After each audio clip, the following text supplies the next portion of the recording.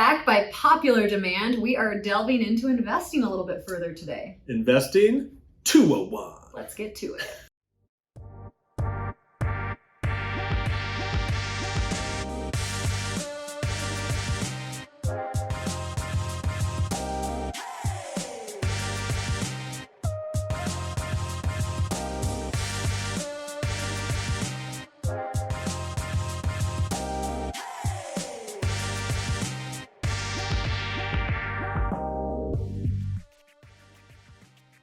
Good morning, and welcome to your Thursday morning coffee break. Clinkers. Starring Ashley Gatlin, Realtor Extraordinaire. and Sean Morrissey, your friendly neighborhood loan officer. Thank you guys so much for joining us today. We are stoked to delve a little bit further into investing. Keep it going, keep it going. And so this is our Investing 201. So we did have an Investing 101, and what Ashley will cover, what we'll go over here with some of the questions were straight from our viewers from that Investing 101 class. So if you haven't seen that video yet, please go back and watch that, and you might have some questions of your own. Yeah, so let's just get right into it. Question number one, if I want to purchase an investment property, do I go VA, do I go FHA, or do I go conventional? And is there an advantage or a disadvantage? Yeah, so this is a really good question, and it comes up quite a bit because different loan programs have different benefits as far as your down payment. There's varying rates and other things too, but from a cost standpoint, they change a little bit. It's important to note that if you're purchasing an investment property, is it a multi-unit where you're going to occupy one of the units? Because at that point, it's actually a primary residence that you simply also have some rental capacity for. Mm-hmm. Versus a true investment property is where you do not occupy it. So you're purchasing a home with only the intent of rental income, and you are not also actively living in that home. That line in the sand is very important because it changes the down payment requirements per loan type, and it changes what you can do. Mm-hmm. So on FHA and VA, you can't purchase an investment property, but you can purchase a primary residence if it was a duplex or a tri or a quad, and then use the other rent, because likely there's already people renting, to even offset the mortgage in qualification. So, not that you want to walk into a massive, mortgage payment in case you didn't have renters at any point, but those renters are already paying rent and offsetting that mortgage, and we can use that to help you qualify. So, high level, when we're talking VA, FHA, or conventional, the first thing we want to identify is, are you living in the home as well or not? If you are, all three are on the table. Mm-hmm. Provided you served and you're eligible for VA, but all three are on the table. If you're not, so let's just kind of segue that really quick. If you say, nope, I got a single family home, it's perfect for my kids, we're in a good school district, what have you, I'm just looking to buy maybe a small single family home downtown for Airbnb potential. Okay, great. Well, now we're talking a true investment purchase. So for that, you're gonna need to go conventional. Yeah. So that's one of those determining factors that are very situational. Mm-hmm. Obviously, a benefit of FHA or VA is going to be much smaller down payments than the conventional. And it also is going to depend on if it is a single family home or if it is a multi-unit. All of those things do change the down payment requirement. Yeah. So it's a really great question. It kind of gets people thinking in that manner of what loan programs are they looking for, what are some basic qualifications I need to go with. But it's also one of those questions that starts the conversation with us to talk you through those things, really find out what those goals are and making sure that we are, everyone's on the same page, but we're structuring a loan that suits your real life example and that you're prepping and saving for the cost of that specific loan. Mm-hmm. So question 2, I've been stacking cash. So someone's been saving. Awesome. We love it. I have a bunch of funds saved to invest. But what do I do? Yeah. Essentially, I got some money, but what's the next step? Yeah. So I think from there, the next step is to identify, is that all the cash that you have access to? So making sure that the home purchaser understands that there can be other ways. So do you already own a home? Do you have some equity in that home? Are you interested in using that equity? Have you heard of the term HELOC? We touched on this a little bit in 101. Mm-hmm. So HELOC is a home equity line of credit. And in some cases, this is used as part of the down payment or all of the down payment.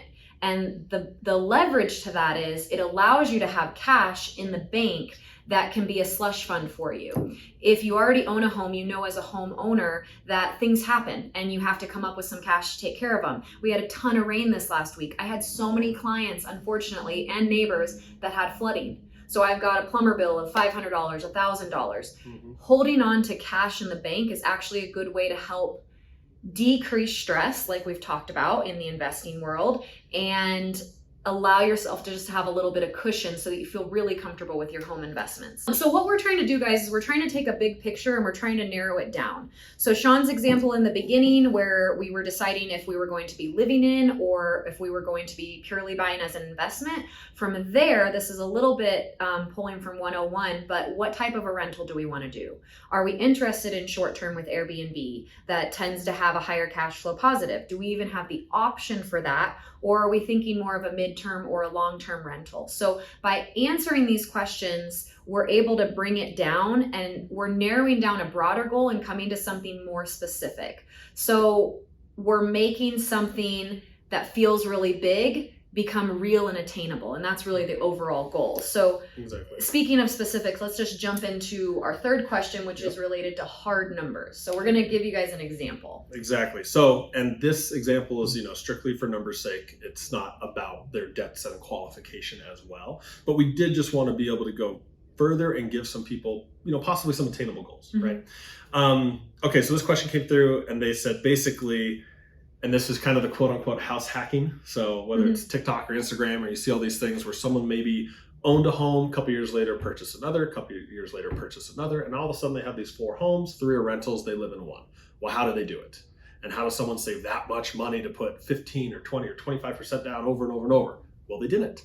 So this is where the hack comes in. But this is that big difference between occupying the property as a primary residence and purchasing it as an investment. Cheaper way is occupy it as a primary. So what someone's doing is, and this question is just saying, I currently own my home. So they purchased as a primary, they own their home, but they're looking to move and buy a new house. Instead of selling that old home, they're looking to maybe tap into the equity. They said they have about 50 to 60 grand of equity and they have $25,000 in the bank saved.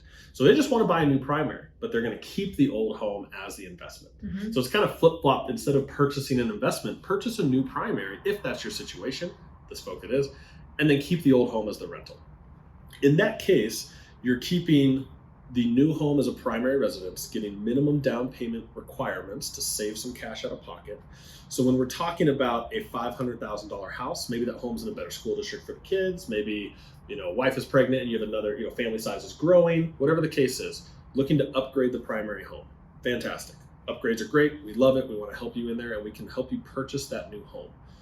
$25,000 is also great because that's going to be, if we're looking at conventional, 5% down on 500,000 is 25,000. So they already have met the requirement there. Of course, is that home exactly 500? Is it 505? Is it 510? There's some closing costs in there, which is why it's fantastic that they also have that HELOC, which is where Ashley came in to say, also have the slush fund. So they're probably not going to pull only 10 or 15 grand out of the HELOC. Maybe they set it up for 25. Have a little bit of that rainy day fund because with keeping that old home as the investment, you want to have that safety and protection. So what we're doing there is using their cash, 25,000, that does equate to the 5%. We're being mindful that there's also other fees involved in closing costs. And we're going to be able to set up a HELOC for them to have all this set up and in place before they ever make an offer on a home and pull the trigger or start pulling money from a HELOC and making those payments. So you jump from a current primary home to a new primary to make this cost effective as possible. And then you simply keep the old home and rent it out. Depending on qualification, we may have to offset that current mortgage payment. And so in that sense, we will probably look at getting a lease agreement in place. And A there's some other long-term steps. rental. Yeah, long-term rental. But again, that's where all the specific goals come in, right? And that's where the exact qualification falls. But from a number standpoint, 5% down conventional, looking at a $500,000 home, very reasonable. Keeping that old home as a rental is a fantastic way to do it. And to piggyback on this real life example is my own real life example, where my wife and I did this exact thing. We lived in a townhome for about 5 years, and then we did a home equity line of credit. We pulled out $50,000, and we used that to purchase a new single family home. So we moved up north, got in a better school district, all that jazz. Well, we kept the townhome as a rental. So that's exactly how you can do these things. And, knock on wood, there'll be an investing 301. Yeah. And maybe we'll even talk about things like dividing assets between spouses when you have a husband and a wife, because that's another layer that you can kind of go in deep to help qualification. So, but hopefully this paints the picture for you guys that purchasing these investment homes are very attainable situationally. So they either might have a lower down payment than you expected. You might be able to occupy a duplex, triplex, what have you, as a primary, or you might be able to keep your current home, move to another primary, and that way build your real estate portfolio. Yeah, and build what I like to identify as real wealth. Yes, So, absolutely. Thank you guys so much for tuning in. We really appreciate you. We hope that you like us on the YouTube page. Please share us on Facebook. We've been growing our followers, and we hope to continue to do so. And keep the questions coming. These are awesome. We love being able to get into a little bit of real life examples, addressing those with our clients, and then just broadcasting it here to make an even bigger impact and share some information. So any questions you guys have, any situations you want to cover, please let us know. And we look forward to hearing from you all soon. Thank you so much. See you guys. Have a happy Thursday.